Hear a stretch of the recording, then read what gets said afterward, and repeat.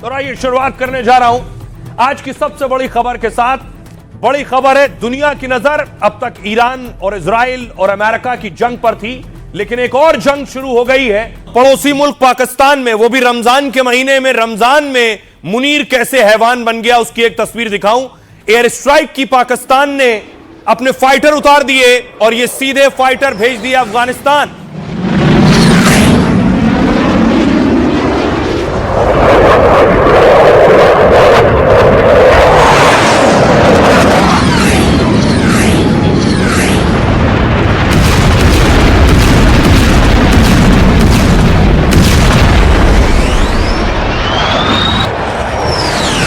AI generated video के जरिए मैं आपको बता रहा हूं कि किस तरह से पाकिस्तान ने अपने F-16 और JF-17 फाइटर के जरिए अफगानिस्तान के अस्पताल पर हमला किया और अस्पताल पर मिसाइल गिरी है जाकर, जिसके बाद 400 लोगों की मौत हुई है। शोलों के बीच घिर गया। देखिए पाकिस्तान ने कहां हमला किया था अफगानिस्तान पर। ये पाकिस्तान अफगानिस्तान का नक्शा आप देख रहे हैं। पाकिस्तान से फाइटर उड़े हैं और उड़कर सीधे पहुंचे काबुल। काबुल में था नशा मुक्ति सेंटर। इस नशा मुक्ति सेंटर पर जाकर अटैक किया गया है। कैसे हुआ यह हमला? ईद से सिर्फ 4 दिन पहले पाकिस्तान ने पड़ोसी मुस्लिम मुल्क पर हमला किया। काबुल में लोगों ने रोजा खोला ही था कि तभी आसमान में बम बरसने लगे। रात करीब 9 बजे पाकिस्तान ने अफगानिस्तान पर एयर स्ट्राइक की है। पाकिस्तान ने काबुल में एक साथ 5 ठिकानों पर हमले किए, हवाई हमले। और लेकिन सबसे ज्यादा तबाही हुई है काबुल के अस्पताल में, जहां 400 से ज्यादा लोगों की मौत हुई है। 300 लोग घायल बताए जा रहे हैं। नशा पीड़ितों का इलाज करने वाला यह अफगान का सबसे बड़ा अस्पताल था। 2000 बेड वाले इस अस्पताल पर हमले से भीषण आग लग गई। जिन स्ट्रेचर पर मरीजों को इलाज के लिए लाया जाता था, उन स्ट्रेचर पर अस्पताल से मरीजों के शव लेकर गए। और यह सब हुआ रमजान पर पाकिस्तान के अचानक हुए हमले में। खबर है कि पाकिस्तान ने F-16 लड़ाकू विमानों से हमला किया है। F-16 फाइटर प्लेन पाकिस्तान को अमेरिका से मिला है। F-16 लड़ाकू विमान 50,000 फीट की ऊंचाई तक उड़ सकता है और इसकी रफ्तार 2400 किलोमीटर प्रति घंटा है और इसकी रेंज 4200 है। इस्लामाबाद से अफगान राजधानी काबुल की दूरी 470 किलोमीटर है। मतलब 12 मिनट में पाक ने काबुल के अस्पताल पर हवाई हमला किया है। F-16 ऐसी मिसाइलों से लैस होते हैं जो 100 किलोमीटर तक मार कर सकते हैं। पाकिस्तान ने F-16 में लगी मिसाइलों से कई जगह हमले किए। यह है JF-17। एयर स्ट्राइक के लिए पाक ने JF-17 थंडर विमानों का भी इस्तेमाल किया है। JF-17 फाइटर जेट पाकिस्तान को चीन से मिले हुए हैं। पाक का यह विमान करीब 2000 किलोमीटर की रफ्तार से उड़ता है। JF-17 लड़ाकू विमान में भी कई मिसाइलें और बम लगे होते हैं। पाकिस्तान ने काबुल में इन दोनों विमानों से रात में बम बरसाए हैं। सुनिए जरा इसके बाद पाकिस्तान के लोग और अफगानिस्तान के लोग क्या कह रहे हैं। अब देखिए इस हमले के बाद पाकिस्तान क्या कह रहा है और अफगानिस्तान क्या कह रहा है। अफगानिस्तान का कहना है बातचीत और कूटनीति का समय खत्म हो चुका है। अब केवल और केवल पाकिस्तान से बदला लेंगे। पाकिस्तान ने फिर हवाई क्षेत्र का उल्लंघन किया है और इस बार तो उसने एक अस्पताल पर हमला किया है। पाकिस्तान ने न केवल जंग के नियम और मर्यादा तोड़ दी है, बल्कि उसका हमला मानवता के खिलाफ गंभीर अपराध है। हम शांति चाहते हैं, लेकिन अगर पाकिस्तान ने यह रास्ता चुना है तो हम पाकिस्तान को जवाब उसी की भाषा में देंगे। पाक आतंकियों पर कार्रवाई का झूठा दावा कर रहा है, अपने मुल्क में बिगड़े हालात से ध्यान हटाने के लिए हमले कर रहा है, लेकिन अफगान तालिबान इसे किसी कीमत पर बर्दाश्त नहीं करेंगे। पाकिस्तान कह रहा है काबुल में किसी भी अस्पताल को निशाना नहीं बनाया। हमने अफगानिस्तान में सैन्य ठिकानों को टारगेट किया है। आतंकियों को समर्थन देने वाले ढांचे को सटीक निशाना बनाया है, जहां भारी गोला बारूद और उनके हथियार भंडार थे और जिनका इस्तेमाल पाकिस्तान के खिलाफ किया जाता था। हमने सिर्फ उन्हीं जगहों पर हमले किए और बमबारी की है जहां से पाक के आम नागरिकों को निशाना बनाया जा रहा था। हाल में हमने 3 अफगान ड्रोन को भी मार गिराया है। इसके बाद भी तालिबान और अफगान में हमें टारगेट किया जा रहा है। सुनिए जरा पाकिस्तानी पत्रकार क्या कह रहे हैं और अफगानिस्तान के एक्सपर्ट। बिल्कुल गलत किया है। इस तरह का अटैक इनको नहीं करना चाहिए था और इन्हें अपनी पॉलिसीज अपने आप को देखना होगा। जब तक हम इस चीज पे चलते रहेंगे कि जो हमारे ऊपर अटैक कर रहा है वो टेररिस्ट है और अगर कहीं और जाके अटैक कर रहा है तो वो फ्रीडम फाइटर है। ये वाली जो चूरन हम बेचा करते हैं वो आज हमारे गले पड़ चुका है। अफगानिस्तान के साथ हम जिस तरह का सलूक कर रहे हैं, जिस तरह से अफगानिस्तान के लोगों को हम निकल जाने के लिए कह रहे हैं, रोज डेली बेसिस पे हमारे जो मिनिस्टर्स वगैरह बात करते हैं, वो जिस तरह अफगानिस्तान के लोगों की इंसल्ट करते हैं, उससे सिर्फ और सिर्फ आप प्रॉब्लम्स को बढ़ा रहे हैं, आप टेंशन को ज्यादा कर रहे हैं, और ये नहीं होना चाहिए। इस पाक महीने में आप ऐसे बात कर रहे हो, आप बोल रहे हो कि हमारे 2 जहाज जाते हैं, तोप के आते हैं। आपको शर्म आना चाहिए। आपने 400 लोगों को शहीद कर दिया है। अपने मुल्क में ऐसे घूम सकते हो ना? आप ही की वजह से, आपकी गवर्नमेंट की वजह से हम अपने मुल्क में ऐसे नहीं घूम सकते। आपने तालिबान को पनाह दिया था ना? आप लोगों की पॉलिसी है गुड तालिबान और बद तालिबान। अभी you are testing your own medicine. अब देखिए, अब आपको बताऊं ताकत के मामले में कौन 19 है और कौन 20। पाकिस्तान और अफगानिस्तान की ताकत देखिए। पाकिस्तान की सैन्य ताकत दुनिया में 12वें नंबर पर है और अफगानिस्तान की 118वें नंबर पर ताकत है। पाकिस्तान के पास 13 लाख सैनिक हैं और अफगानिस्तान के पास सैनिकों की संख्या 2 लाख है। पाकिस्तान के पास एयरक्राफ्ट 1399 है, अफगानिस्तान के पास आधिकारिक रूप से 9 है। हेलीकॉप्टर पाकिस्तान के पास 376 है, अफगानिस्तान के पास 9 हेलीकॉप्टर है। और टैंक पाकिस्तान के पास 2627 हैं, अफगानिस्तान के पास 140, क्योंकि टैंक की जरूरत पड़ेगी जमीनी लड़ाई जब लड़ी जाएगी। इन सैन्य वाहनों की जरूरत पड़ेगी जो पाकिस्तान के पास 17,000 हैं, अफगानिस्तान के पास 5,000 हैं। पनडुब्बी पाकिस्तान के पास 8 हैं और अफगानिस्तान के पास 1 भी नहीं है। परमाणु बम के मामले में पाकिस्तान कहीं आगे, 170 परमाणु बम है और अफगानिस्तान के पास 1 भी परमाणु बम नहीं है। न्यूक्लियर पावर नहीं है अफगानिस्तान। सुनिए जरा पाकिस्तान और अफगानिस्तान के एक्सपर्ट्स क्या कह रहे हैं। तो जाए आसिम मुनीर हाफिज और फौज का एडक्वार्टर रावलपिंडी में अटक कीजिए। असल मरकज आतंकवादी और टूरिज्म का मरकज सेंटर रावलपिंडी में, आसिम मुनीर हाफिज में, और फौज का एडक्वार्टर आईएसआई के एडक्वार्टर टूरिज्म के सेंटर वहां पर है। अफगानिस्तान में नहीं है, कई और देश में नहीं है। तो ये छुपते हैं और उनके करीब आके उनको शील्ड के तौर पर इस्तेमाल कर रहे हैं। पाकिस्तान एयरफोर्स ने उनके जो हाइड आउट से जो आसपास थे, जो एमुनेशन डिपो थे, उनको टारगेट किया। इन्होंने वहां बहुत ज्यादा एमुनेशन रखा था, वो एमुनेशन ब्लास्ट हुआ है और जिसकी वजह से जो है मैं समझता हूं कि अगर कोई आसपास इस तरह की कोई चीज थी तो उस पर भी उसका इफेक्ट हुआ है। अब देखिए, अफगानिस्तान के क्रिकेटर्स में भी गुस्सा है। भारत में सीखे हैं, भारत से प्यार करते हैं, भारत जीता था तो अफगानिस्तान में जश्न हो रहा था। अफगानिस्तान के क्रिकेटर अस्पताल पहुंचे हैं, जो जख्मी हुए, जो घायल हुए हैं, उनका हाल जानने के लिए। अब क्रिकेटर्स में गुस्सा है। क्रिकेटर्स भी पाकिस्तान की इस हरकत की आलोचना कर रहे हैं और गुस्सा जाहिर कर रहे हैं। राशिद खान क्रिकेटर हैं अफगानिस्तान के, कह रहे हैं मासूमों को मारना एक युद्ध अपराध जैसा है। रमजान के पवित्र महीने में पाक की घिनौनी हरकत है ये। इससे केवल फूट और नफरत ही बढ़ेगी। हम इस सदमे से उभरेंगे, फिर से उठ खड़े होंगे। मोहम्मद नबी क्रिकेटर हैं अफगानिस्तान के, कह रहे हैं काबुल के एक अस्पताल में उम्मीद की लौ बुझ गई है। दरवाजे पर खड़ी माताएं अपने बेटों के नाम पुकार रही हैं, लेकिन पाक सेना की बमबारी ने ऐसे दर्जनों युवाओं को मार डाला है। रमजान की 28वीं रात उनकी जिंदगी असमय ही छीन ली। विदेश मंत्रालय का कहना है भारत का काबुल के अस्पताल पर पाक का हमला जनसंहार है। यह बर्बर, कायराना और अमानवीय हिंसा की कार्रवाई है। इस हमले में बड़ी संख्या में निर्दोष नागरिक भी मारे गए और वो सैन्य अभियान का नाम देकर इसे छिपाने में लगे हुए हैं। युद्ध अपराध के जवाबदेह लोगों पर एक्शन होना चाहिए। चीन कह रहा है हमें उम्मीद है कि दोनों पक्ष संयम बरतेंगे, जल्द ही संघर्ष विराम तक पहुंचेंगे और बातचीत से मतभेदों का समाधान करेंगे। ताकत से हालात बिगड़ेगी, हालत और समाधान सिर्फ बात से होगा। और आइए अब आपको लिए चलता हूं जंग के दूसरे मैदान पर, ईरान और इजराइल के बीच। क्या ईरान से जंग में अकेले पड़ गए हैं राष्ट्रपति डोनाल्ड ट्रंप? क्या फंस गए हैं ट्रंप? ईरान ने 57 देख रहे हैं आप, 57वीं मिसाइलों की बौछार कर दी है।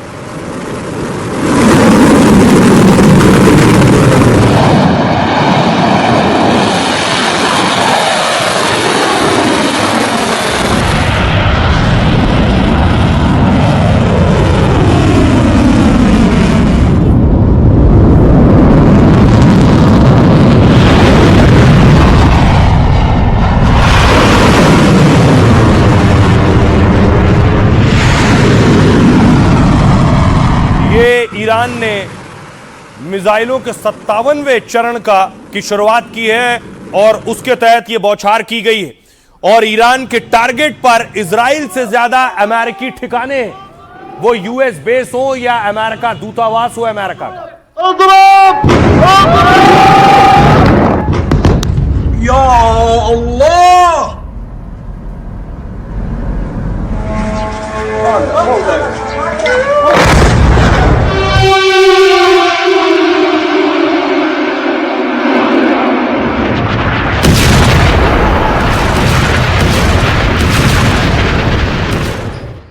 और सिर्फ ईरान नहीं, इराक ने देखिए क्या किया है। अटैक हुआ है, यूएस एम्बेसी पर अटैक हुआ है, जो इराक में यूएस एम्बेसी है।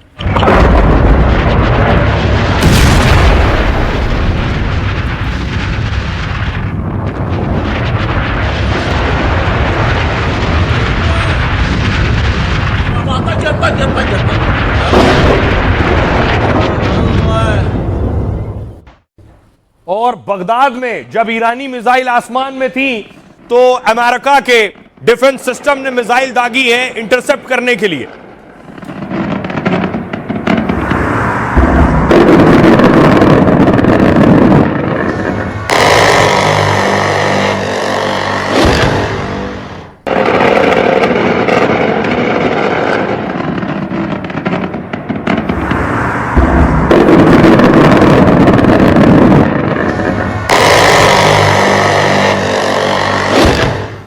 तो ईरान इतने हमले कर रहा है, क्या ट्रंप फंस गए? ट्रंप अब कह रहे हैं मुझे यकीन नहीं कि ईरान ऐसा करेगा और ऐसा कर सकता। सुनिए। Look what you can't let Iran, who's truly a nation of great terror and power. Look what happened in the last 2 weeks. They weren't supposed to go after all these other countries in the Middle East. Those missiles were set to go after them. Nobody expected that. We were shocked. You can't let Iran, who's truly a nation of great terror and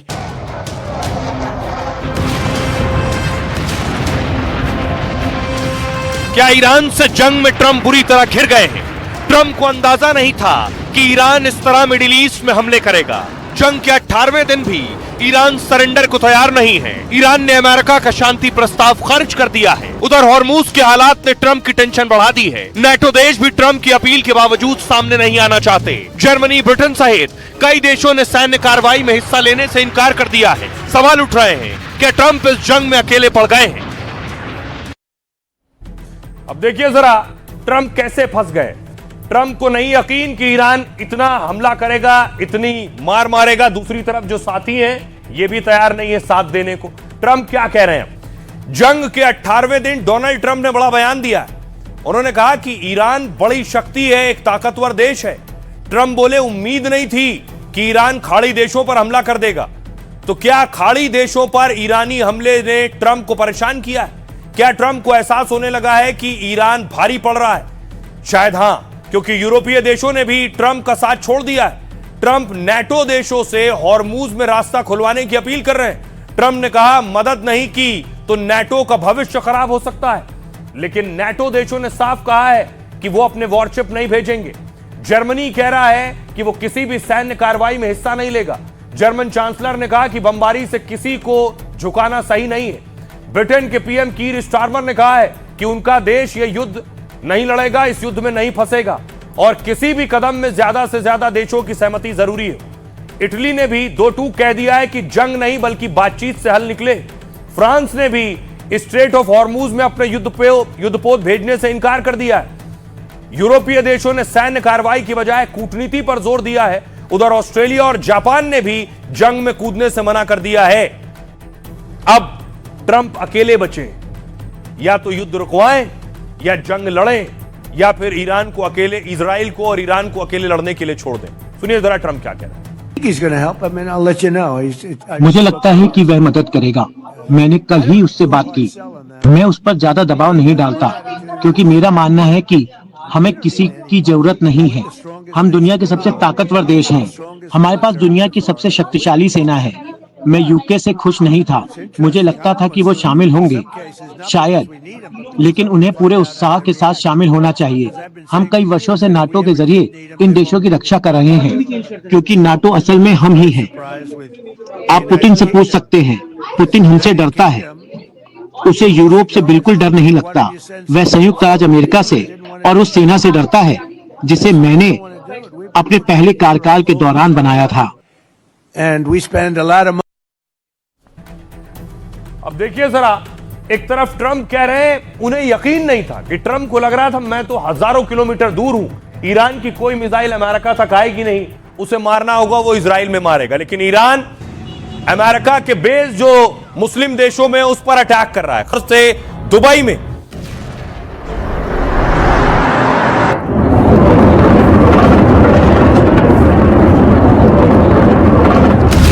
Iran पहले Dubai में attack कर रहा था basis पर और दूसरे मुस्लिम देशों में। उसके बाद उसने धमकी दी कि वो अमेरिकी कंपनियों पर हमला करेगा जो इन देशों में। इजराइल ईरान जंग से मध्य पूर्व के आर्थिक सेंटर दुबई में हड़कंप मचा। 13 मार्च को दुबई के इंटरनेशनल फाइनेंशियल सेंटर को नुकसान हुआ। नुकसान ईरानी ड्रोन के मलबे से हुआ है जिसे डिफेंस सिस्टम ने तबाह किया था। यह मध्य पूर्व और अफ्रीका और साउथ एशिया का एक बड़ा वित्तीय केंद्र है। इस ग्लोबल सेंटर में 2000 से ज्यादा विदेशी कंपनियां मौजूद हैं और जिसमें यूरोपीय और अमेरिकी और इजरायली कंपनियां भी शामिल हैं। ईरान अमेरिका और इजरायली कंपनियों को निशाना बना रहा है। 8 मार्च को ईरान ने Amazon web service data centre पर हमला किया था। फिर ईरान ने बहरीन में एक अमेरिकी डेटा सेंटर को निशाना बनाया। ईरान ने गूगल, माइक्रोसॉफ्ट पर हमले की धमकी दी थी। इन कंपनियों के ऑफिस इजराइल, दुबई और अबू धाबी में मौजूद हैं। खबर थी कि ईरान अमेरिकी इजरायली बैंकों पर भी हमला करेगा। सऊदी अरब और बहरीन में कई अमेरिकी बैंकों के दफ्तर मौजूद हैं। सुनिए जरा ईरानी विदेश मंत्री क्या कह रहे हैं। ये जंग इस तरह समाप्त होना चाहिए कि हमारे दुश्मन फिर कभी भी हम पर हमला करने के बारे में सोचे भी नहीं। मुझे लगता है कि अब तक उन्होंने सबक सीख लिया है और वे समझ गए हैं कि वे किस तरह के देश का सामना कर रहे हैं। हम अपनी रक्षा के लिए किसी भी हद तक जाने के लिए तैयार हैं। इस जंग में आम लोगों के साथ साथ बड़े उद्योगपतियों और कारोबारियों को भी नुकसान हो रहा है। इस हमले में खासतौर पे बड़ी जगह निशाने पर हैं, टारगेट पर हैं और बड़े बड़े उद्योगपति, बड़े बड़े कारोबारी सबसे ज्यादा संकट में हैं। इस जंग में शेयर बाजार हो या उनके बिजनेस पर हो, देखिए जरा कितना बड़ा नुकसान पहुंचा है। ईरान अमेरिका जंग में दुनिया के अरबपतियों को झटका लगा है। अरबपतियों की संपत्ति में खरबों डॉलर का नुकसान हुआ है। 48 घंटे में ही करीब 75 लाख करोड़ का नुकसान हुआ है। दुनिया के 10 सबसे अमीर लोगों की संपत्ति बुरी तरह प्रभावित हुई है।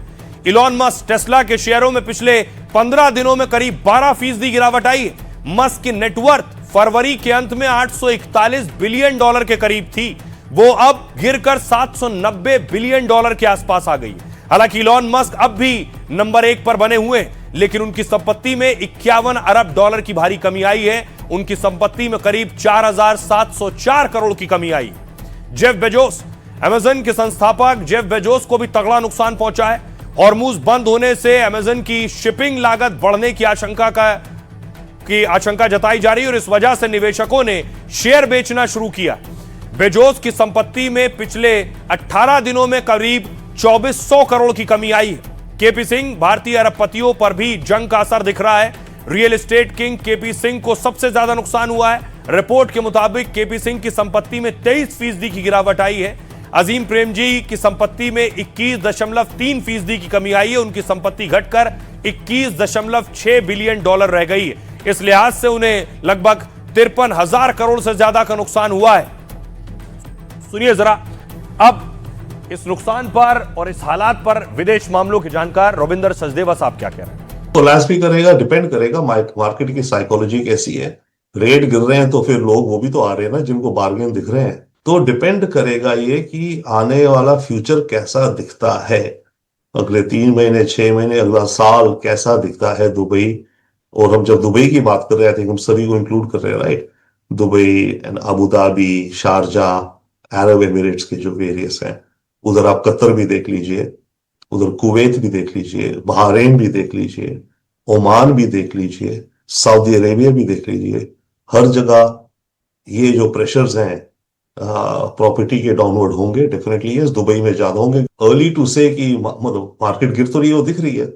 अब डिपेंड करेगा कितना टाइम ऐसा ये रिस्क दिखते हैं सारे, इंक्लूडिंग अब एक और भी है ना, अगर इनकी इकोनॉमी में नहीं चली ज्यादा तो फिर इकोनॉमी में काम करने वाले लोग भी तो कम होंगे। तो सिर्फ ईरान नहीं, इजराइल भी ईरान पर अटैक कर रहा है। देखिए उसके स्पेस सेंटर पर गया है। स्पेस सेंटर की हालत देखिए। इजराइल का ईरान पर हमला हुआ, पूरी तरह से तबाह हो गया है, जलकर खाक हो गया है मिसाइल अटैक में।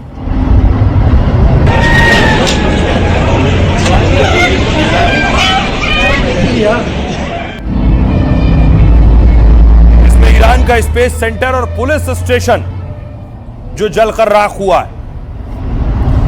और दूसरी तरफ एक और तस्वीर आई है, दिलचस्प तस्वीर। जब यह कहा जा रहा है नेतन्याहू जिंदा नहीं, तब नेतन्याहू टेलीफोन पर बात करते हुए एक तस्वीर आई। दावा किया जा रहा है नेतन्याहू जिस वक्त फोन पर बात कर रहे थे, दरअसल वो ईरान के सुरक्षा प्रमुख को मारने की इजाजत दे रहे थे।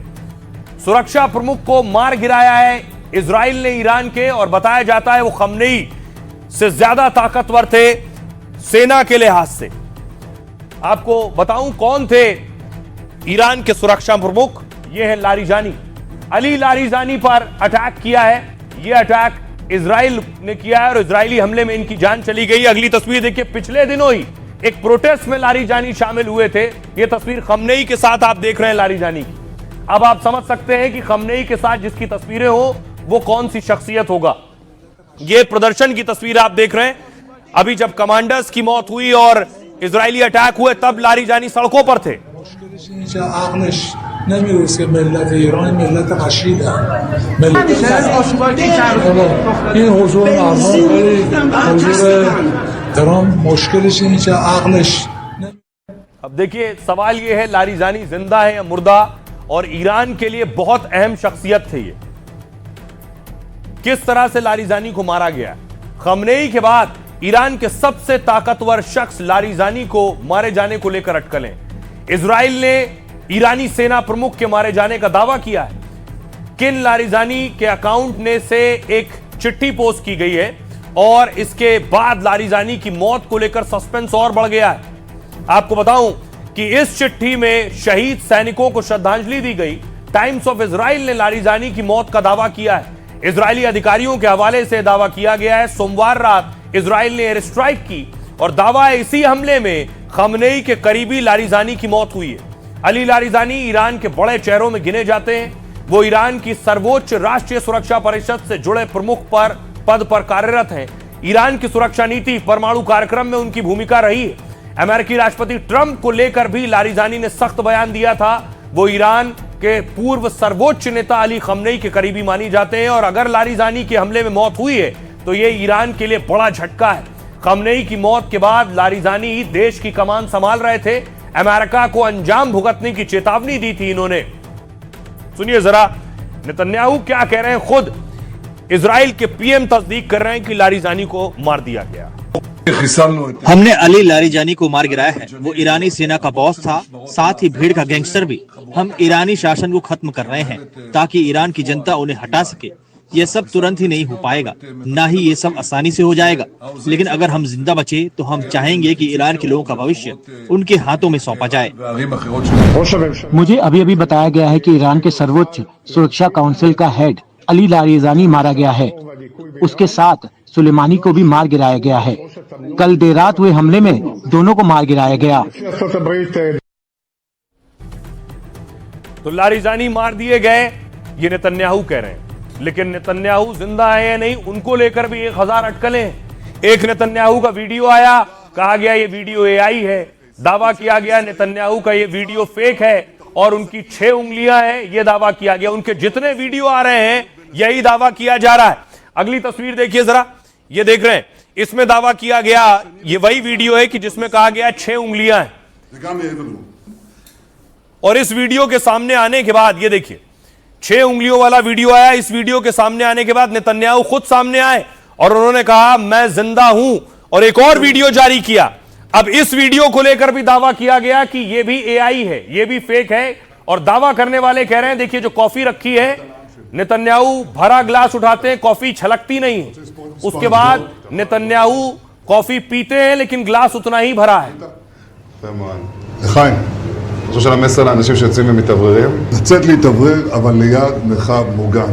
ממשיכים. אתם אומרים לי להמשיך, אני אומר לכולכם, גם אתם תמשיכו להישמע להוראות פיקוד העורף כל הזמן. שאלת אותי. ראש הממשלה אומרים ברשת दावा करने वाले कह रहे हैं नेतन्याहू ने खुद के जिंदा होने के लिए जो वीडियो जारी किया वो भी फर्जी है, ये दावा है। מספר אצבעות. אתה יכול להראות לנו?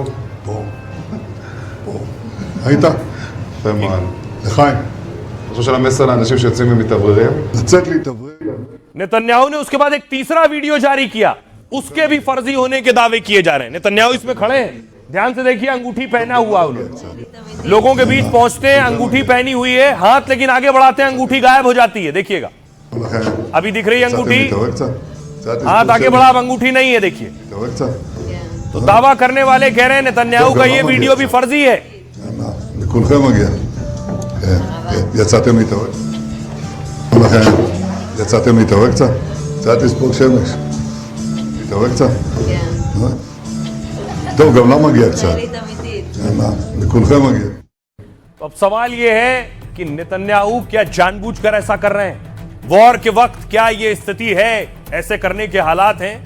अलग अलग जगह कई नेतन्याहू की जब से 6 उंगलियों वाली तस्वीर आई है, उनके जिंदा होने को लेकर सोशल मीडिया पर बहस छिड़ गई। दावा किया जा रहा है कि इजराइल नेतन्याहू के एआई वीडियो जारी कर रहा है। सवाल उठ रहे हैं, अगर नेतन्याहू जिंदा है तो एआई वीडियो क्यों? दरअसल युद्ध के समय सुप्रीम कमांडर को बचाना प्रमुख लक्ष्य होता है।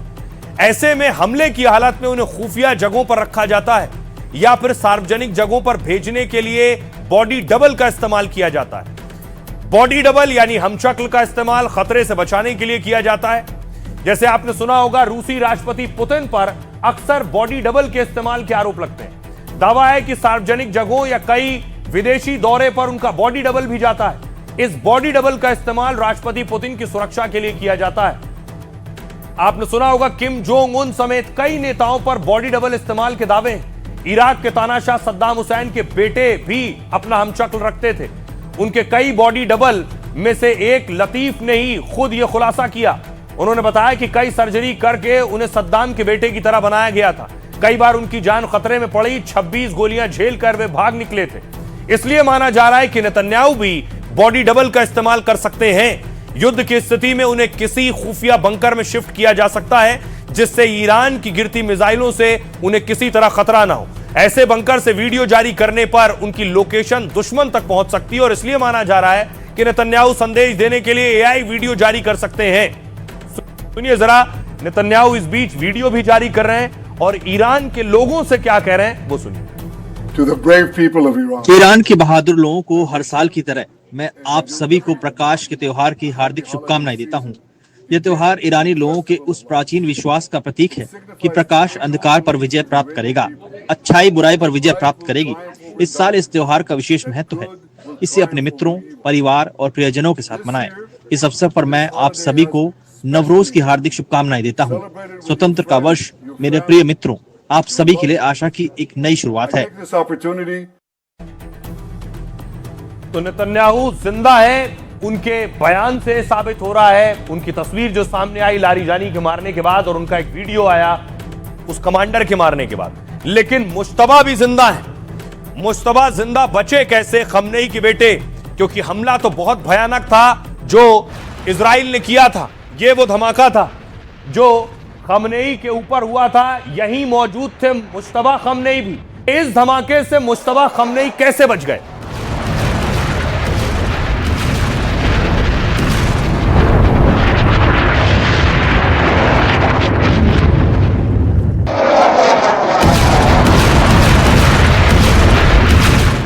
अब मैं आपको बताऊं कि आखिर खमनेई के सुपुत्र मुश्तबा खमनेई इस हमले से बचे कैसे। 28 फरवरी को हमले में बाल बाल मुश्तबा खमनेई बचे। एक रिपोर्ट को में इसको लेकर दावा किया गया। इस हमले में सुप्रीम कमांडर अली खमनेई की मौत हो गई। हमले में खमनेई की पत्नी, बेटी की भी मौत हो गई। परिवार के दूसरे सदस्य के साथ कई सीनियर अफसर भी मारे गए थे। जूनियर खमनेई भी इस हमले की चपेट में करीब करीब आ गए थे। बस कुछ सेकंड की वजह से मुश्तबा खमनेई बाल बाल बच गए। दरअसल कुछ सेकंड पहले ही मुश्तबा मौके से दूर हो गए थे। इसी दौरान वहां जोरदार धमाके में खमनेई की मौत हुई। दावा किया गया कि खमनेई के पैर में चोट आई है। खुद ट्रंप ने भी जूनियर खमनेई को लेकर बयान दिया है।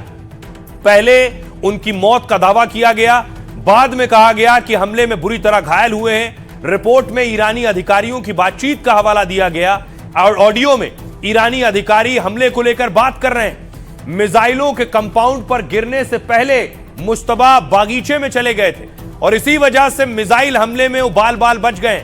सार्वजनिक तौर पर जूनियर खमनेई दिखे नहीं। उनके रूस में इलाज करवाने का दावा किया जा रहा है और विशेष विमान से उनके मॉस्को पहुंचने की अटकलें। जंग के बीच मुश्तबा ने अमेरिका का शांति प्रस्ताव ठुकरा दिया है और कहा है अभी शांति नहीं, बदले का समय। अमेरिका की शर्तों पर कोई प्रस्ताव नहीं माना जाएगा। सुनिए जरा, ट्रंप से भी यही सवाल किया गया मुश्तबा खमनेई पर, तो क्या कह रहे हैं? बहुत से लोग कह रहे हैं कि मुश्तबा खामनेई का चेहरा बुरी तरह खराब हो गया है। वे कह रहे हैं कि उनका पैर कट गया है। दूसरे लोग कह रहे हैं कि वे मर चुके हैं। कोई नहीं कह रहा कि वह 100% ठीक है और मुश्तबा ने अब तक कभी कुछ नहीं बोला है। और इस जंग के बीच जब चारों तरफ से बुरी खबरें आ रही हैं तो अच्छी खबर भी है। अच्छी खबर यह है, पहले तो ये कि भारत के जहाज पहुंच रहे हैं तट तक। इससे पहले शिलोंग और शिवालिक पहुंचे हैं तेल और गैस लेकर। और आज अच्छी खबर यह आई कि एक और जहाज नंदा देवी भी पहुंच गया है पोर्ट तक तेल और गैस लेकर।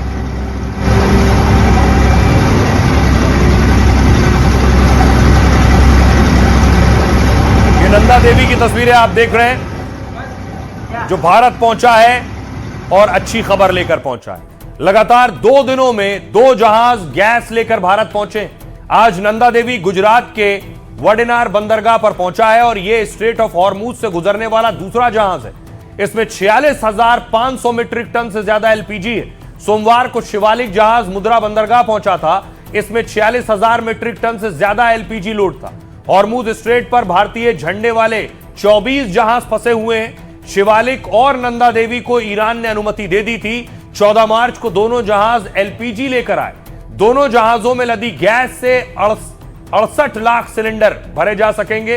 अब यूएई से आ रहा जहाज जगलाटकी रास्ते में है। जगलाटकी जहाज पर 81,000 टन कच्चा तेल लदा है। यह 15 मार्च को 10:30 बजे फुजैरा पोर्ट यूएई से सुरक्षित निकला है। 22 भारतीय जहाज अभी भी ईरान के समंदर में। और इन 3 जहाजों के हॉर्मूज से सुरक्षित निकलने के बाद उम्मीदें बढ़ गई हैं कि बाकी भारतीय जहाज तेल और गैस लेकर जल्दी भारत आ जाएंगे। इससे एलपीजी गैस की सप्लाई और तेज होगी और अफवाह का संकट दूर हो सकेगा। सुनिए जरा विशेष सचिव क्या कुछ कह रहे हैं इस पर। एलपीजी कैरियर दूसरा नंदा देवी रात में करीब 2:30 बजे, आज रात 2:30 बजे करीब अर्ली मॉर्निंग 2:30 बजे कह लें, वो कांडला पे पहुंचा और अब दोनों ही एलपीजी कैरियर से शिवालिक और नंदा देवी से कार्गो का डिस्चार्ज हो रहा है। मल्टीपल डिस्चार्जेस हैं। नंदा देवी का डिस्चार्ज शिप टू शिप है, from mothership to daughter ship, वो अभी चल रहा है। अब देखिए जरा, अब हालत यह है कि अब जो हालात हैं वो हालात कुछ और बयां कर रहे हैं। वो बता रहे हैं कि आखिर अलग अलग राज्यों में हालात पहले से कैसे सुधर रहे हैं। देखिए, देश में 12,000 जगह छापेमारी हुई, 15,000 सिलेंडर जब्त हुए। सीएम योगी के आदेश पर सबसे बड़ा एक्शन यूपी में दिख रहा है। पूरे यूपी में प्रशासन अब तक करीब 5,000 छापे मार चुका है। लखनऊ से आगरा, बुलंदशहर तक करीब 2,000 सिलेंडर जब्त किए गए। इस दौरान 70 एफआईआर दर्ज हुई हैं, 10 लोगों को गिरफ्तार किया गया है, जबकि 67 आरोपियों के खिलाफ मुकदमा शुरू हुआ है। दिल्ली मुंडका में क्राइम ब्रांच ने एक गोदाम से 610 सिलेंडर जब्त किए। इनमें 197 सिलेंडर भरे हुए हैं, जबकि 392 खाली हैं। जामिया नगर इलाके में 62 एलपीजी सिलेंडर मिले, इनमें 48 भरे हुए। पूरी दिल्ली में प्रशासन गैस को लेकर लगातार छापेमारी कर रहा है। महाराष्ट्र में एलपीजी सिलेंडर की जमाखोरी पर 2000 जगह छापेमारी हुई। इनमें 1200 सिलेंडर मिले हैं, जिनकी कीमत 33 लाख बताई जा रही है। इस पूरे मामले में 23 केस दर्ज हुए, 18 लोगों को गिरफ्तार किया गया। मुंबई के वर्ली इलाके में 100 से ज्यादा सिलेंडर जब्त किए गए हैं। भिवंडी में भी ऑपरेशन चलाकर एक ट्रक और टेम्पो पकड़ा गया। इसमें 330 सिलेंडर बरामद हुए, जिसमें 56 सिलेंडर भरे हुए थे। एमपी में देखिए 1200 छापे मारे गए, जिनमें 1800 सिलेंडर जब्त किए गए। भोपाल में चाय की दुकान से 24 कमर्शियल और 15 घरेलू एलपीजी सिलेंडर मिले। इसके अलावा कटनी इलाके में भी 22 घरेलू सिलेंडर बरामद हुए। छत्तीसगढ़ में 102 जगहों पर छापा पड़ा है, जिसमें 741 सिलेंडर जब्त किए जा चुके हैं। सबसे ज्यादा कार्रवाई रायपुर में हुई है, जहां 392 एलपीजी सिलेंडर जब्त हुए, और इसके बाद दूसरा नंबर बिलासपुर का है, जहां 310 सिलेंडर मिले हैं। सुनिए जरा ज्वाइंट सेक्रेटरी क्या कुछ कह रही है। बहुत सारी स्टेट गवर्नमेंट्स ने ऑलरेडी कंट्रोल रूम एस्टैब्लिश कर लिए हैं, और इनफैक्ट कई सारी सरकारों ने तो डिस्ट्रिक्ट लेवल पर भी मॉनिटरिंग कमेटी का कॉन्स्टिट्यूशन कर दिया है, जैसे राजस्थान, तेलंगाना, गोवा, हिमाचल प्रदेश, जम्मू कश्मीर, महाराष्ट्र, उड़ीसा, तमिलनाडु। एनफोर्समेंट एक्शन के बारे में अब तक पिछले कुछ दिनों में लगभग 12,000 रेड हुई हैं, लगभग 15,000 सिलेंडर्स सीज हुए हैं। अब देखिए जरा, गैस और तेल तो आ रहा है, भारत ने अपना युद्धपोत भेज दिया है समंदर में। यह आईएनएस सूरत की तस्वीर आप देख रहे हैं। आईएनएस सूरत वहां पहुंच चुका है, बताया जा रहा है, और आईएनएस सूरत भेजा गया है। जिस दौर में दूसरे देश डर और घबरा रहे हैं अपने युद्धपोत भेजने के लिए, भारत ने भेजा है अपना युद्धपोत।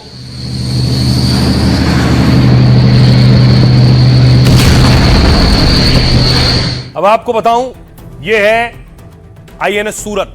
जंग के बीच हॉर्मुज स्ट्रेट के पास भारत के 2 वॉरशिप तैनात। हॉर्मुज के आसपास ये युद्धपोत इलाके की निगरानी कर रहे हैं। फंसे भारतीय जहाजों को सुरक्षा और उन्हें कवर दे रहे हैं। ऑपरेशन संकल्प के तहत नेवी जहाजों को कवर दे रही है। भारतीय नौसेना पहले भी अपने जहाजों को इस तरह सुरक्षा दे चुकी है। जहाजों और नाविकों की सुरक्षा के लिए 2 टास्क फोर्स गठित किए गए हैं। कई मंत्रालयों के तालमेल से चल रहा ऑपरेशन संकल्प। अब तक 3 भारतीय जहाज सुरक्षित यहां से निकाले गए। करीब 22 भारतीय जहाज अब भी इलाके में मौजूद हैं। नौसेना इनकी सुरक्षा की भी तैयारी कर रही है। समुद्र में लगातार निगरानी रखी जा रही है, और भारतीय वॉरशिप पर मार्कोस कमांडो की मौजूदगी है। मार्कोस कमांडो भारतीय नौसेना की एक विशेष ऑपरेशन फोर्स यूनिट है। इसकी ट्रेनिंग बेहद ही मुश्किल होती है। 1000 जवानों में एक जवान ही मार्कोस कमांडो बन पाता है। ये जल, थल और नभ तीनों में दुश्मन से लोहा ले सकते हैं। ओमान की खाड़ी में आईएनएस सूरत भी तैनात है। यह भारतीय नौसेना के सबसे आधुनिक युद्धपोतों में से एक है। यह जहाज सुपरसोनिक क्रूज मिसाइल ब्रह्मोस से लैस है, और इसमें लंबी दूरी की सतह से हवा में मार करने वाली मिसाइलें भी लगी हुई हैं। सुनिए जरा, ट्रंप भी मदद मांग रहे हैं दूसरों से कि हॉर्मुज पर आ जाओ, कोई आ नहीं रहा है। क्या कह रहे हैं? अमेरिका स्टेट ऑफ हार्मुज में अच्छी स्थिति में है। हमने यहाँ ईरान का पूरा ख्याल रखा है, लेकिन अब एक अकेला आतंकवादी भी मिसाइल दाग सकता है, और वह भी काफी कम दूरी से, क्योंकि ये एक सकरा इलाका है। यही कारण है कि ईरान हमेशा से इसका इस्तेमाल एक हथियार के रूप में करता आया है। ईरान ने हमेशा से इस्तेमाल आर्थिक हथियार के रूप में किया है, और अब यह बहुत लंबे समय तक नहीं चल पाएगा। कई देशों ने मुझे बताया कि वे इस दिशा में आगे बढ़ रहे हैं। कुछ देश इसके लिए बहुत उत्साहित हैं, और कुछ ऐसे देश हैं जिनकी हमने कई वर्षों से मदद की है। मुझे उम्मीद है कि समझदारी से काम लिया जाएगा, साथ ही कूटनीति भी कारगर साबित होगी। वे समझते हैं कि जिन्होंने हमें इस युद्ध में घसीटा है, वे किसी और दलदल में भी धकेल सकते हैं। किसी विदेशी देश को दूसरे देश की धरती पर सेना भेजने, उस पर आक्रमण करना या उस पर कब्जा करना सरासर गलत है। ये बेहद गैर जिम्मेदाराना, गैर कानूनी और अंतर्राष्ट्रीय कानूनों के खिलाफ है। अमेरिकियों को ऐसा करने का कोई अधिकार नहीं है। वे ऐसा इसलिए कर रहे हैं क्योंकि वे सत्ता के नशे में चूर हैं। उन्हें लगता है कि वे चाहे जो मनाए वो कर सकते हैं। अब देखिए, जो हालात है तेल और गैस को लेकर, पूरी दुनिया में इसका असर देखा जा रहा है, अकेले हिंदुस्तान नहीं।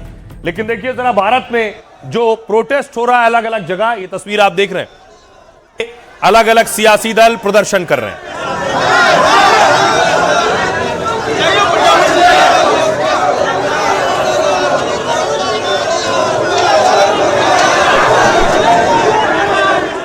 भारत में जमाखोरी कर रहे लोगों पर भी एक्शन हो रहा है। अलग अलग राज्य सरकारें और उनकी पुलिस कार्रवाई कर रही है, और सैकड़ों सिलेंडर बरामद किए गए।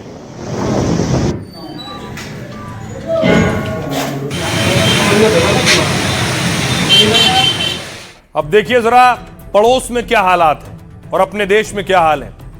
सबसे पहले पाकिस्तान, तेल की कमी से पाक में लॉकडाउन के हालात हैं। सरकारी और प्राइवेट स्कूल बंद कर दिए गए हैं। सरकारी दफ्तर हफ्ते में 4 दिन खुल रहे हैं। 50% कर्मचारी घर से काम कर रहे हैं।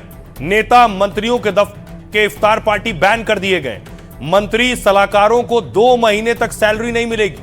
पाकिस्तानी सांसदों की सैलरी 25% कट कर मिलेगी। पेट्रोल डीजल के दाम 55 रुपए तक बढ़ा दिए गए। श्रीलंका, लॉकडाउन जैसे हालात बनने लगे। यहां भी सरकारी दफ्तर अब हफ्ते में 4 दिन खुलेंगे। पेट्रोल डीजल और तेल देने की सीमा तय की गई है। बस, कार और बाइक वालों को तय तेल मिलेगा। बांग्लादेश, पेट्रोल डीजल के दाम बांग्लादेश में भारी मारामारी है। कार, बाइक के लिए पेट्रोल डीजल की सीमा तय की गई है। ईद तक यूनिवर्सिटी में छुट्टियां बढ़ा दी गई हैं और लोगों से बिजली और गैस बचाने की अपील की गई। भारत से भी तेल के लिए गुहार लगाई गई है। चीन ने दूसरे देशों को तेल देना बंद कर दिया है। देश के लोगों से ईंधन बचाने की अपील की है। जंग रोकने और तनाव खत्म करने की अपील कर रहे हैं। हिंदुस्तान, देश के पास तेल का पर्याप्त भंडार है, सरकार का कहना है। रिपोर्ट है कि 40 से 45 दिनों का रणनीतिक भंडार है। दुनिया भर में संकट के बाद भी तेल के दाम नहीं बढ़ाए। 40 देशों से भारत तेल और गैस खरीद रहा है। गैस संकट की अफवाह से पैनिक बुकिंग बढ़ी थी। हॉर्मूज से जहाज आने से सप्लाई और इसकी तेजी आएगी। इसमें सरकार के एक्शन और सफाई से हालात सुधरे हैं। सुनिए जरा रूस के विदेश मंत्री क्या कह रहे हैं और जर्मन चांसलर क्या कह रहे हैं। ईरान के साथ यूएस की लड़ाई उसके एनर्जी रिसोर्स पर कंट्रोल पाने के लिए है। जैसे वे लैटिन अमेरिका, कैरिबियन, फारस की खाड़ी और हमारी धरती से दूसरे हिस्सों से करते हैं। अमेरिका ने सोचा कि बिना उकसावे के हमला करके वे ईरान को 1-2 दिन में झुका देंगे, लेकिन मुझे विश्वास है कि वे अब समझ गए होंगे कि वे कितने गलत और गुमराह थे। इस क्षेत्र को एक अनंत युद्ध में नहीं फंसना चाहिए। हम इस युद्ध में भाग नहीं ले रहे हैं। हमने पहले ही दिन कहा था। हमें इस बात का कोई अंदाजा नहीं है कि आज तक इस तरह का कोई ऑपरेशन सफल कैसे हो सकता है। संयुक्त राज्य अमेरिका और इजराइल ने इस युद्ध के पहले भी हमसे चर्चा नहीं की। सोचिए जरा, ट्रंप ने क्या किया। पहले वेनेजुएला पर अटैक किया, वहां के राष्ट्रपति को उठा लिया। खमनेई को मार दिया तो दुनिया जंग में घुस गई है। और अब तैयारी है एक और देश पर कब्जा करने की, और वो है क्यूबा। वेनेजुएला, ईरान के बाद क्यूबा पर ट्रंप की नजर है। अमेरिकी राष्ट्रपति ट्रंप ने खुद इस पर बयान दिया है। ट्रंप ने कहा है वो क्यूबा को किसी भी रूप में लेने की सोच रहे हैं। वो चाहे तो क्यूबा के साथ कुछ भी कर सकते हैं, क्योंकि क्यूबा अब बहुत कमजोर देश है। क्यूबा में बिजली पूरी तरह से बंद कर दी गई है। इसके बाद अमेरिकी राष्ट्रपति का यह बयान आया है। इसी वजह से क्यूबा को ट्रंप का अगला प्लान माना जा रहा है। क्यूबा को महीनों से तेल की बड़ी खेप नहीं मिली है। अमेरिका ने यहां तेल आपूर्ति पर प्रतिबंध लगा रखा है। क्यूबा को पहले जो तेल वेनेजुएला से मिलता था, इस वजह से बिजली आपूर्ति बुरी तरह प्रभावित हुई है। क्यूबा की आबादी है 9 करोड़ 60 लाख। बिजली ठप होने से पूरे देश में अंधेरा छाया हुआ है। बिजली संकट के कारण लोगों की मुश्किलें वहां बढ़ गई हैं। तो ट्रंप एक तानाशाह की तरह व्यवहार कर रहे हैं। किसी को भी उठा लो, किसी पर भी कब्जा कर लो, किसी को भी मार दो। सुनिए ट्रंप क्या कह रहे हैं। क्यूबा एक बेहद सुंदर द्वीप है। यहाँ का मौसम शानदार है। हम इसे किसी भी हाल में लेना चाहते हैं, चाहे मैं इसे आजाद कराऊं या क्यूबा पर कब्जा करूं। मैं क्यूबा के लिए कुछ भी कर सकता हूं। हम इसे हर हाल में चाहते हैं। तो सुना आपने ट्रंप को। आइए जंग के मैदान से खबरों में आगे बढ़ते हैं और बात भारत की सियासी खबर की। गंगा में इफ्तार पार्टी और मचा बवाल। काशी से तस्वीरें आई हैं इफ्तार पार्टी जो कि गंगा पर की गई और बजड़े पर की गई है, जो नाव से थोड़ा बड़ा होता है, और उस पर इफ्तार पार्टी का आयोजन किया गया।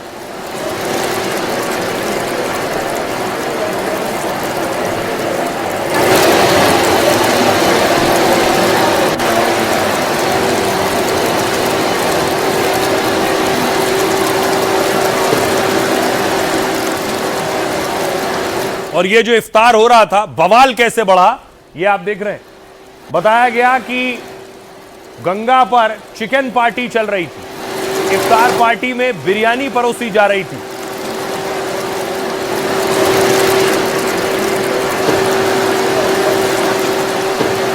बताया गया चिकन बिरयानी थी और लोगों को आपत्ति और विरोध इस बात का कि गंगा पवित्र है, वहां लोग आते हैं स्नान करने आस्था और श्रद्धा के साथ, वहां नॉनवेज की पार्टी, और उसके बाद यह भी कहा गया कि नॉनवेज खाकर उसकी हड्डियां भी पानी में फेंकी गई। और उसके बाद पुलिस ने एक्शन लिया है। पुलिस ने उन लड़कों को गिरफ्तार किया है जिन्होंने गंगा पर यह नॉनवेज पार्टी की।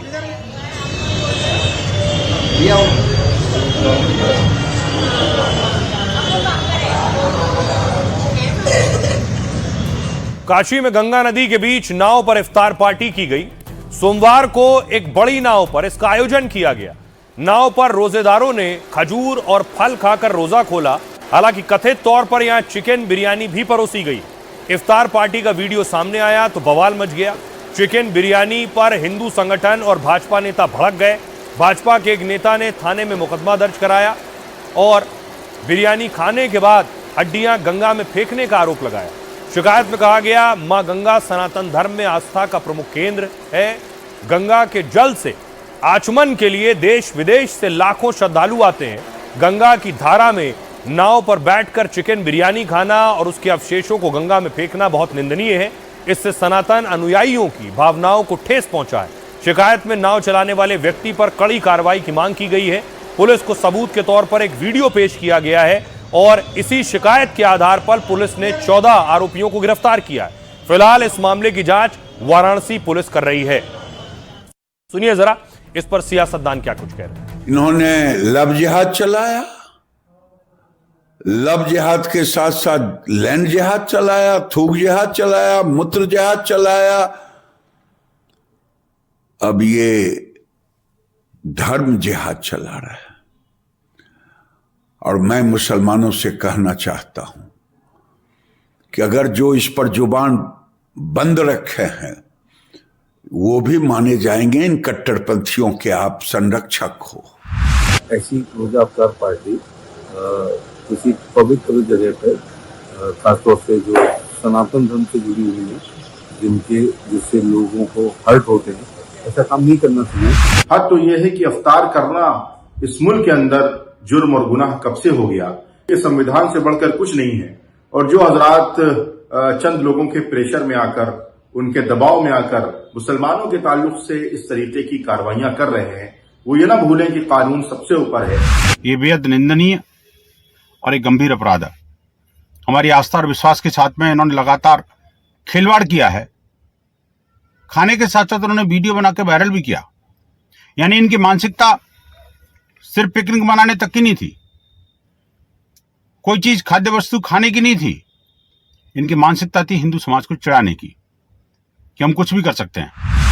गंगा जमुनी तहजीब का भाषण देने वाले लोग कहाँ हैं? आज जिस तरीके से पवित्र पावन हमारी गंगा माँ का अपमान किया गया है, ये कहाँ गए अखिलेश यादव? आज एक शब्द नहीं फूटेगा कि अब गंगा जी का अपमान किया गया है। ये सिर्फ सनातन को लड़ाने के लिए काम करते हैं। राहुल गांधी की कलम और राहुल गांधी का मुंह कहाँ चला गया है? दही जम गई है उनके मुंह में।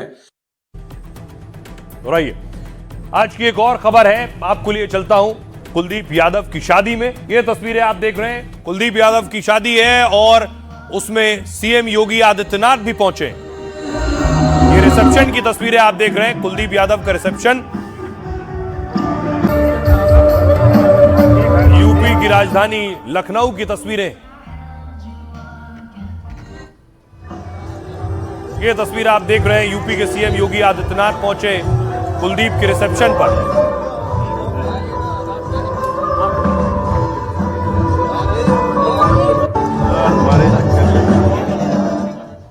तो भारतीय क्रिकेट टीम के स्टार गेंदबाज कुलदीप यादव ने 14 मार्च को मसूरी में बचपन की दोस्त वंशिका से शादी की। शादी के बाद आज लखनऊ में रिसेप्शन का कार्यक्रम रखा गया। इस कार्यक्रम में सीएम योगी आदित्यनाथ आशीर्वाद देने पहुंचे। कुलदीप ने योगी के पैर छुए, वहीं वंशिका ने हाथ जोड़कर नमस्ते किया। सीएम योगी काफी देर तक कार्यक्रम में रुके। इस दौरान पूरे परिवार ने योगी के साथ तस्वीरें खिंचवाईं। इस रिसेप्शन पार्टी में योगी आदित्यनाथ के अलावा सपा प्रमुख अखिलेश यादव भी पहुंचे। उन्होंने कुलदीप और वंशिका को आशीर्वाद दिया। कार्यक्रम में करीब 900 मेहमानों को न्योता दिया गया था। क्रिकेट के कई स्टार भी कुलदीप यादव की रिसेप्शन पार्टी में शामिल होने पहुंचे। टीम इंडिया के हेड कोच गौतम गंभीर भी कार्यक्रम में शामिल हुए। उन्होंने कुलदीप को गले लगाया और वंशिका को शुभकामनाएं दी। इसके अलावा शिखर धवन और रविंद्र जडेजा भी पार्टी में शामिल होने पहुंचे। राइट, अब बारी है आज के लाइफ का फंडा की। देखते हैं क्या खास। रिजेक्शन कोई अंत नहीं है, बल्कि सीखने और सुधार कर आगे बढ़ने का मौका है। बिजनेस या करियर में अगर रिजेक्ट हो जाएं, तो निराश होने की बजाय और बेहतर करने की कोशिश कीजिए। जैक मा अगर रिजेक्शन से हार मान जाते तो कभी एशिया के सबसे अमीर शख्स नहीं बन पाते। गरीब परिवार में जन्मे जैक मा बचपन में पढ़ाई में बहुत कमजोर थे। वो प्राइमरी स्कूल में 2 बार और मिडिल स्कूल में 3 बार फेल हो गए।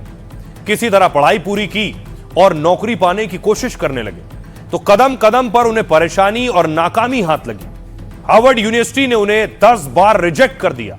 केएफसी में जैक मा वेटर की नौकरी के लिए भी तैयार थे, लेकिन नौकरी के लिए गए 24 में से 23 लोग चुन लिए गए, पर जैक मा को नहीं चुना गया।